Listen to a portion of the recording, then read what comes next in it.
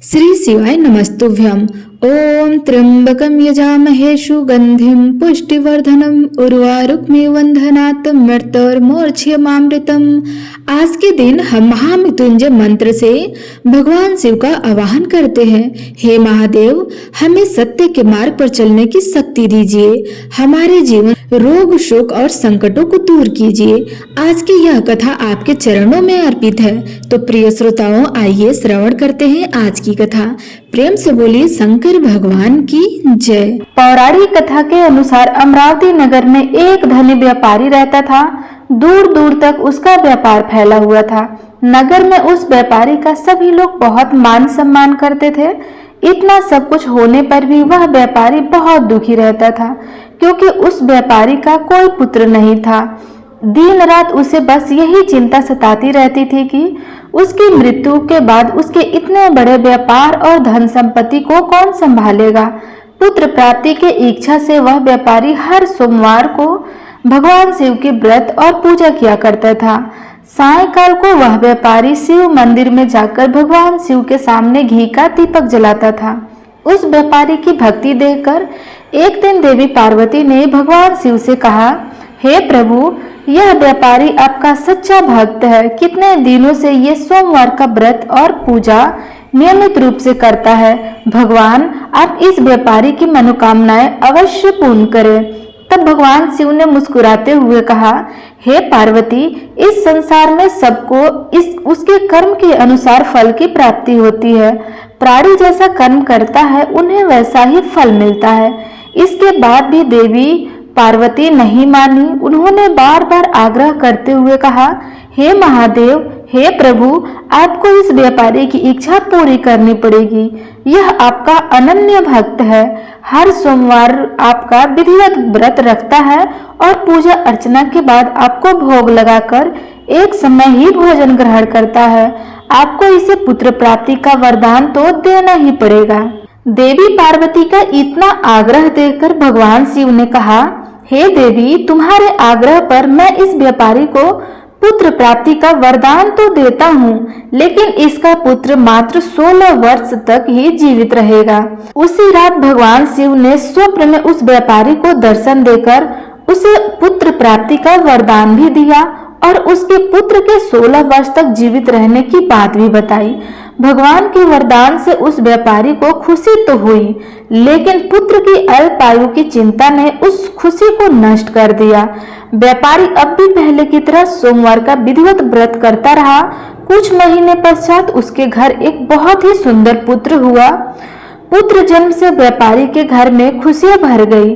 बहुत धूमधाम से पुत्र जन्म का समारोह मनाया गया। व्यापारी को पुत्र जन्म की अधिक खुशी नहीं हुई, क्योंकि उसे पुत्र की अल्पायु के रहस्य का पता था, लेकिन यह रहस्य घर में किसी और को मालूम नहीं था। विद्वान ब्राह्मणों ने उस पुत्र का नाम अमर रखा। जब अमर 12 वर्ष का हुआ तो शिक्षा के लिए उसे बनारस भेजने का निश्चय किया। व्यापारी ने अमर के मामा दीपचंद को बुलाया और कहा कि अमर को शिक्षा प्राप्त करने के लिए बनारस छोड़कर आओ। अमर अब अपने मामा के साथ शिक्षा प्राप्त करने के लिए चल दिया। रास्ते में जहाँ भी अमर और दीपचंद रात्रि में विश्राम करने के लिए ठहरते थे, वहीं यज्ञ करते और ब्राह्मणों को भोजन भी कराते थे। लंबी यात्रा के बाद अमर और दीपचंद एक नगर में पहुंचे। उस नगर के राजा की कन्या के विवाह की खुशी में पूरे नगर को सजाया गया था। निश्चित समय पर बारात आ गई, लेकिन वर का पिता अपने बेटे के आंख से काना होने के कारण बहुत चिंतित था। उसे इस बात का भय सता रहा था कि राजा को इस बात का पता चलेगा तो कहीं वह विवाह से इनकार न कर दे, इससे उसकी बदनामी होगी। वर के पिता ने अमर को देखा तो उसके मस्तिष्क में एक विचार आया। उसने सोचा, क्यों न इस लड़के को दूल्हा बनाकर राजकुमारी से विवाह करा दूं। विवाह के बाद इसको धन देकर विदा कर दूंगा और राजकुमारी को अपने नगर ले जाऊंगा। वर के पिता ने इस संबंध में अमर और दीपचंद से बात की। दीपचंद ने धन मिलने के लालच में वर के पिता की बात स्वीकार कर ली और अमर को दूल्हे के वस्त्र पहनाकर राजकुमारी चंद्रिका से विवाह करा दिया। राजा ने बहुत सारा धन देकर राजकुमारी को विदा किया। अमर जब घर लौट रहा था तो उसे छिपा नहीं गया और उसने राजकुमारी के पल्लू पर लिख दिया, राजकुमारी चंद्रिका, तुम्हारा विवाह तो मेरे साथ हुआ था। मैं तो बनारस में शिक्षा प्राप्त करने जा रहा हूँ। अब तुम्हें जिस नवयुवक की पत्नी बनना पड़ेगा वह कान्हा है। जब राजकुमारी ने अपने दुपट्टे पर लिखा हुआ पढ़ा तो उसने काने लड़के के साथ जाने से इनकार कर दिया। राजा ने सब बातें जानकर राजकुमारी को महल में रख लिया। इधर अमर अपने मामा दीपचंद के साथ बनारस पहुंच गया। अमर ने गुरुकुल में पढ़ना प्रारंभ कर दिया। जब अमर की आयु 16 वर्ष की हुई तो उसने एक यज्ञ किया। यज्ञ की समाप्ति पर ब्राह्मणों को भोजन कराया और खूब अन्य वस्त्र दान किया। रात को अमर अपने शयन कक्ष में सो गया। शिव जी के वरदान के अनुसार शयनावस्था में ही अमर के प्राण पखेरु उड़ गए। सूर्योदय पर मामा अमर को मृत देखकर रोने पीटने लगे। आसपास के लोग भी एकत्र होकर दुख प्रकट करने लगे। मामा के रोना विलाप करने के स्वर समीप से गुजरते हुए भगवान शिव और माता पार्वती ने भी सुना। तब माता पार्वती ने भगवान से कहा, हे प्राणनाथ, मुझसे इसके रोने का स्वर सहन नहीं हो रहा। आप इस व्यक्ति को कष्ट को अवश्य दूर कीजिए। भगवान शिव ने देवी पार्वती के साथ अदृश्य रूप में अमर को देखा तो पार्वती जी से बोले, हे देवी, यह तो उसी व्यापारी का पुत्र है जिसे मैंने 16 वर्ष की आयु का वरदान दिया था। आज इसकी आयु तो पूरी हो गई।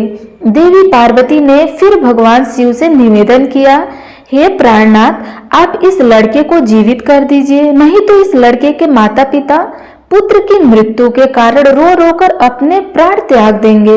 इस लड़के का पिता तो आपका परम भक्त है, वर्षों से सोमवार का व्रत करते हुए आपको भोग लगा रहा है। माता पार्वती के बार बार आग्रह करने पर भगवान शिव ने उस लड़के को जीवित होने का वरदान दिया और कुछ ही क्षणों में वह जीवित होकर उठकर बैठ गया। फिर शिक्षा समाप्त करके अमर मामा के साथ अपने नगर की ओर चल दिया। दोनों चलते चलते उसी नगर में पहुंचे जहां अमर का विवाह हुआ था। उस नगर में भी अमर ने यज्ञ का आयोजन किया। समीप से गुजरते हुए नगर के राजा ने यज्ञ का आयोजन देखा। तब राजा ने अमर को तुरंत पहचान लिया। यज्ञ समाप्त होने पर राजा अमर और उसके मामा को महल में ले गया और कुछ दिन उन्हें महल में रखकर बहुत सारा धन वस्त्र देकर राजकुमारी के साथ विदा कर दिया। रास्ते में सुरक्षा के लिए राजा ने बहुत से सैनिकों को भी साथ भेजा। दीपचंद ने नगर में पहुंचते ही एक दूत को घर भेजकर अपने आने की सूचना भेजी। अपने बेटे अमर के जीवित वापस लौटने की सूचना से व्यापारी बहुत प्रसन्न हुए। व्यापारी ने अपने पत्नी के साथ स्वयं को एक कमरे में बंद कर रखा था। भूखे प्यासे रहकर व्यापारी और उसकी पत्नी बेटे की प्रतीक्षा कर रहे थे। उन्होंने प्रतिज्ञा कर ली थी कि यदि उन्हें अपने बेटे की मृत्यु का समाचार मिला तो वे दोनों ही अपने प्राण त्याग देंगे। व्यापारी अपनी पत्नी और मित्रों के साथ नगर के द्वार पर पहुंच गया। अपने बेटे के विवाह का समाचार सुनकर पुत्रवधू राजकुमारी चंद्रिका को देखकर उसकी खुशी का ठिकाना नहीं रहा। उसी रात भगवान शिव ने व्यापारी के स्वप्न में आकर कहा, हे श्रेष्ठी, मैंने तेरे सोमवार के व्रत करने और व्रत कथा सुनने से प्रसन्न होकर तेरे पुत्र को लंबी आयु प्रदान की है। यह सुनकर व्यापारी बहुत प्रसन्न हुआ। सोमवार का व्रत करने से व्यापारी के घर में खुशियां आई। शास्त्रों में लिखा है कि जो स्त्री पुरुष सोमवार का विधिवत व्रत करते हैं और कथा सुनते हैं, उनकी सभी इच्छाएं महादेव की कृपा से पूरी हो जाती है। ये रहा सोमवार का व्रत कथा। अब सुनिए भगवान शिव और माता पार्वती के बीच में हुए संवाद की एक अद्भुत कथा। एक बार भगवान शंकर और माता पार्वती जी साथ साथ पदयात्रा पर संसार के भ्रमण के लिए निकले। संसार में अनेक स्थानों पर घूमने के बाद एक बार देवी पार्वती जी थक गई और उन्होंने भगवान शिव से थोड़ी देर विश्राम करने के लिए कहा। तब भगवान शिव ने विश्राम करने के लिए हामी भर दी और फिर वे दोनों एक बड़े से पीपल के पेड़ के नीचे छांव में बैठ गए। थोड़ी ही देर बाद भगवान शिव अपनी करवट बदल कर लेट गए, लेकिन माता पार्वती की नजरें उन चींटियों की कतार पर टिकी हुई थी जो एक जगह से दूसरी जगह पर रंगती हुई जा रही थी। चींटियों के बीच में रास्ते में पड़ा था एक रेंगने वाला कीड़ा जिसे वे चींटियां लगातार चलते हुए काट रही थी। वह कीड़ा अपनी रक्षा करने में असमर्थ था क्योंकि चींटियां बहुत सारी थी और कीड़े को इस तरह चींटियों के काटने से अत्यधिक पीड़ा हो रही थी। वह अपनी रक्षा के लिए छटपटा रहा था। माता पार्वती जी यह दृश्य देखकर दुखी होने लगी। माता कैसे न कैसे करके उस कीड़े की पीड़ा मिटाना चाहती थी, लेकिन खुद करने में असमर्थ थी। तो माता ने कीड़ों को इस समस्या से मुक्ति दिलाने के लिए भगवान शिव से प्रार्थना की। भगवान शिव ने जब खड़े होकर उस कीड़े को देखा तो उन्होंने देवी पार्वती को समझाया कि आप इस पर ध्यान मत दो, यह किसी पीड़ा में नहीं है बल्कि अपने कर्मों का ही फल भोग रहा है। लेकिन माता पार्वती अपने कोमल हृदय से इस कठोर और पीड़ा दर्द दृश्य को देखकर बहुत दुखी थी। उन्होंने फिर से भगवान शिव से उस कीड़े की पीड़ा को मिटाने के लिए लगातार प्रार्थना की, लेकिन भगवान शिव भी उन्हें यही समझाते रहे कि इस पर ध्यान मत दो क्योंकि यह तो अपने कर्मों का फल भोग रहा है और सभी को एक न एक दिन अपने कर्मों का फल भोगना ही होता है। भगवान शिव ने इस समस्या से मुक्ति दिलाने के लिए माता पार्वती जी से वहां से कहीं दूर स्थान पर चलने के लिए कहा ताकि उनका ध्यान वहां से हट सके, लेकिन माता पार्वती जी ने भी हट पकड़ रखी थी। वह कहने लगी, प्रभु जब तक इस कीड़े की पीड़ा नहीं मिटेगी मैं यहाँ से कहीं नहीं जाऊंगी। अब भगवान शिव को देवी पार्वती जी की हट के आगे मजबूर होकर उस कीड़े की पीड़ा मिटानी पड़ी। भगवान शिव बोले, देवी ठीक है मैं इसका कष्ट दूर कर रहा हूँ, लेकिन अगर बाद में यह कुछ गड़बड़ करे तो तुम मुझे दोष मत देना। भोलेनाथ की बात सुनकर देवी पार्वती जी कहने लगी, ठीक है प्रभु, पहले आप इसका कष्ट तो मिटाइए। फिर भगवान शिव ने अपनी शक्तियों से उस कीड़ों की राजा चींटियों को उसकी प्रजा और उनके लिए बहुत ही सुंदर नगरी बना दी जिसमें राजा का आलीशान महल था। अब यहाँ से उस राजा की वास्तविकता शुरू होती है, जिस कारण उसे एक कीड़े के रूप में पीड़ा मिल रही थी। अब जब सब कुछ बनकर तैयार हो गया तब भगवान शिव ने राजा से, जो पहले जन्म में कीड़ा था, उससे कहा कि भाई अब तू अपना राजपाट संभाल, हम यहाँ से चलते हैं। लेकिन राजा अपने व्यवहार से बड़ा ही घमंडी था और वह चरित्रहीन भी था। उसने माता पार्वती जी की ही सुंदरता पर मोहित होकर उनका ही हाथ पकड़ लिया और भगवान शिव का यह कहकर अपमान किया कि तू एक योगी वन वन भटकने वाला एक साधारण सा ब्राह्मण, भला तेरे साथ यह सुंदर स्त्री कैसे रह सकती है? अरे इसकी जगह तो मेरे महल में है जिसे मैं अपनी रानी बनाऊंगा। इतनी सुंदर स्त्री एक राजा की रानी ही बन सकती है ना कि एक साधारण से योगी की जिसे ना अपने आज का पता है ना कल। आप अपने कल का अब मेरी बात सुनो और यहाँ से चुपचाप चला जा, यह तो मेरी रानी बनेगी। तब भगवान शिव ने उस राजा को, जो अपने पूर्व जन्म में कीड़ा था, समझाने की बहुत कोशिश की। भगवान बोले, यह मेरी पत्नी है, तू अपना राजपाट संभाल, तुझे तो हजारों रूपमती मिल जाएंगी। भगवान शिव ने उसे समझाने का बहुत प्रयास किया, लेकिन वह राजा था कि अपनी ही जीत पर अड़ा रहा। तब भगवान शिव कहने लगे, ठीक है राजा, तुम इसे अपनी रानी बना लो, मैं चला जाता हूँ। भगवान की यह बात सुनते ही माता पार्वती भगवान शिव के चरणों में गिर पड़ी और बोली, हे स्वामी, आप मुझे इस दुविधा में छोड़कर अकेले कैसे जा सकते हैं? तब भगवान शिव बोले, देवी मैंने तो तुमसे पहले ही कहा था कि मैं इसका कष्ट मिटा दूंगा, लेकिन बाद में अगर यह कुछ गड़बड़ करता है तो तुम मुझे इसका दोष मत देना। माता पार्वती जी बोली, हे नाथ, मुझे क्षमा कीजिए, मैं कर्म सिद्धांत को नहीं पहचान सकी, लेकिन अब मैं समझ गई हूँ कि यह घमंडी और चरित्रहीन मानव अपने पिछले जन्म के कर्मों का ही फल भोग रहा था। इस क्रूर मानव ने अवश्य ही अपने जीवन में अनंत पाप किए होंगे, जिसका दंड इसे आज इस कीड़े के रूप में भुगतना पड़ रहा है। अब भगवान शिव प्रसन्न हुए कि चाहे देवी पार्वती ने हट करके ही इसका कष्ट मिटाना चाहा, परंतु अब वह कर्म सिद्धांत को समझ चुकी थी। फिर भगवान शिव ने अपनी शक्तियों से सारी परिस्थितियां पहले जैसी ही कर दी। राजा को वही पहले की तरह कीड़ा और प्रजा को पहले की तरह चींटियां बनाकर उसके कर्म सिद्धांत को उसके हाल पर छोड़ दिया। अब माता पार्वती जी भी प्रसन्न होकर भगवान शिव के साथ अपने भ्रमण पर पुनः निकल पड़ी। इसी तरह प्राणियों को अपने अच्छे और बुरे कर्मों का फल तो भोगना ही पड़ता है। आज नहीं तो कल, कल नहीं तो परसों, और इस जन्म में नहीं तो अगले जन्म में फल तो भोगना ही पड़ता है। प्रिय श्रोताओं, अब आपको सुनाते हैं 9 ग्रहों की कथा।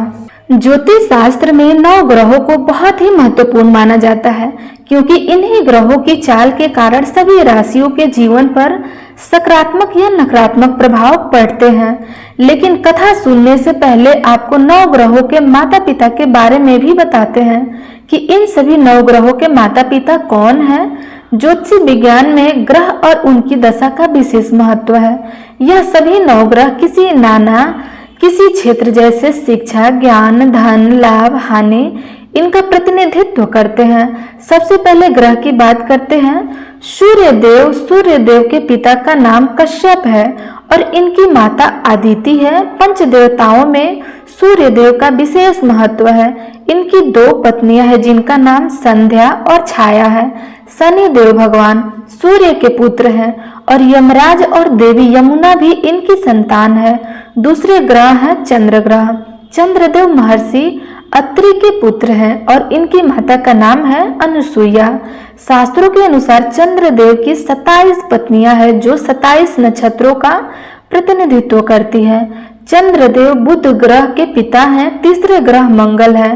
ग्रह में बताया गया है कि मंगल देवता के पिता भगवान शिव है और भूदेवी इनकी माता है। मंगल पूरी तरह से ब्रह्मचारी है। मांगलिक दोष का संबंध भी इन्हीं ग्रह से होता है। चौथे ग्रह है बुध ग्रह। बुध देव के पिता चंद्र और देवी तारा, इनकी माता का नाम है। बुध देव को समस्त वेद और शास्त्रों का ज्ञान देव गुरु बृहस्पति से प्राप्त हुआ था और इनकी पत्नी का नाम ईला है। चंद्रवंश का प्रारंभ भी इन्हीं से हुआ था। चौथे ग्रह है बृहस्पति देव। गुरु बृहस्पति के पिता महर्षि अंगिरस है और स्वरूपा इनकी माता का नाम है और इनकी पत्नी का नाम तारा है। महाभारत काल में मुख्य भूमिका निभाने वाले गुरु द्रोणाचार्य इनके पौत्र माने जाते हैं। शास्त्रों में इन्हें देवताओं का गुरु भी बनाया गया है। 5वें ग्रह है शुक्र ग्रह। शुक्र देव के पिता भृगु ऋषि है और काव्य माता इनकी माता का नाम है। इन्हें कठिन तप के कारण भगवान शिव से मृत संजीवनी विद्या प्राप्त हुई थी। इनकी पत्नी का नाम जयंती है जिन्हें देवराज इंद्र की पुत्री के रूप में जाना जाता है। 6ठे ग्रह है शनि ग्रह।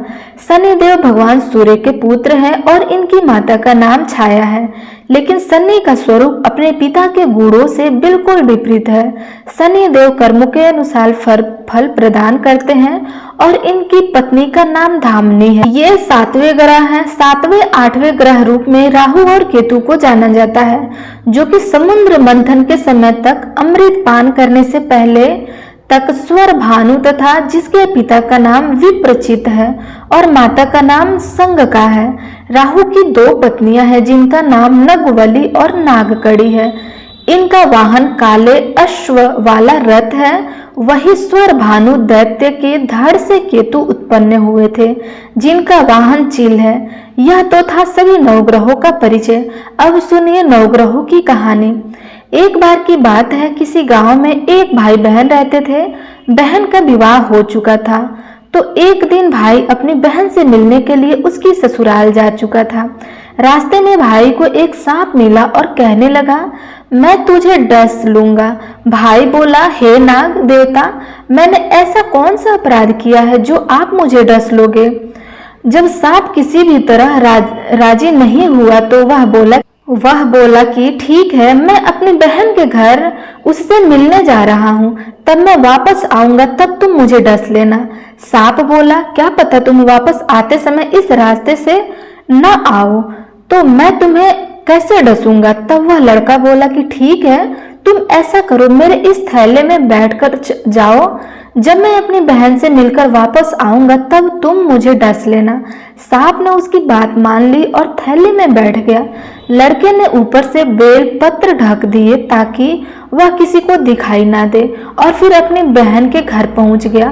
बहन उस समय 9 ग्रहों की कहानी कह रही थी। उसने भाई को आया हुआ देखा तो भाई से कहा कि भाई तुम बैठो, पहले 9 ग्रहों की कहानी कह लूं, तुम बैठो और मेरी कहानी भी सुनो। बहन ने कहानी कही, भाई ने कहानी सुनी।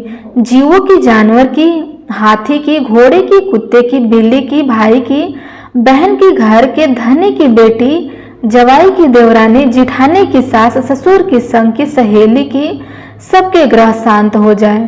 घर चले 8 पग आदमी, चले 4 पग सांप, बिच्छू भंवरे सब आग में चले। ऐसा भाई को कहानी सुनाकर बहन खड़ी हो गई और भाई के पास रखे थैले को देखकर भाई से बोली, भाई थैले में क्या लाए हो? इससे पहले कि भाई कुछ कहता उसने वह थैला उठाया और घर के अंदर ले गई। थैला खोलकर देखा तो बेलपत्र, केले और संतरे बन गए और सांप एक चमचमाता आता हुआ हार बन गया। जब हार पहनकर वह बहन बाहर आई तो बहन के गले में चमचमाता हुआ हार देखकर भाई बोला, बहन इतना कीमती हार तुम कहाँ से लाई हो? तब बहन बोली, भाई तुम ही तो लाए हो, मेरे लिए थैले में केले और संतरे के साथ हार भी तो था। भाई ने सुना तो हैरान रह गया और बोला, बहन उसमें हार नहीं बल्कि मेरी मृत्यु का सामान था। ऐसा कहकर उसने सारी बात अपनी बहन को बताई और फिर कहने लगा कि बहन यह तेरे ही 9 ग्रहों की कहानी का प्रभाव है जो वह सांप हार बन गया। अब यह हार तू ही रख ले। कुछ दिनों के बाद बहन के घर रहने के बाद जब भाई वापस चलने लगा तो बहन बोली, भाई तुम्हारे 9 ग्रहों की दशा लगी है, तुम घर जाकर भाभी से कहना कि वह 9 ग्रहों की कहानी कहे। ऐसा कहकर उसने अपने भाई को विदा किया। भाई जब अपने घर पहुंचा और जाकर अपनी पत्नी से बोला कि सुनो, हमारे 9 ग्रहों की दशा लगी है, हम 9 ग्रह की कहानी रोज कहा करेंगे और तुम सुनना, तुम कहोगी तो मैं सुनूंगा। फिर जाओ, एक लोटा जल भर कर लाओ, साथ में चावल और चीनी के दाने भी लेकर आओ। उसकी पत्नी सारी सामग्री लेकर आई। कहानी कही, जीव की, जानवर की, हाथी की, घोड़े की, कुत्ते की, बिल्ली की, देवरानी जेठानी की, सास ससुर की, घर के धनी की, बेटी जवाई की, भाई बहन की, सबके 9 ग्रह शांत हो जाइए। घर चले 8 पग आदमी, चले 4 पग सांप, बिच्छू भंवरे सब आग में जल जाइए। सभी 9 ग्रहों को नमस्कार है। जैसे 9 ग्रह की दशा भाई की उतरी वैसे ही इस कहानी को कहने, सुनते और हुंकार भर के सभी के उतरे। सब पर 9 ग्रहों की कृपा बनी रहे।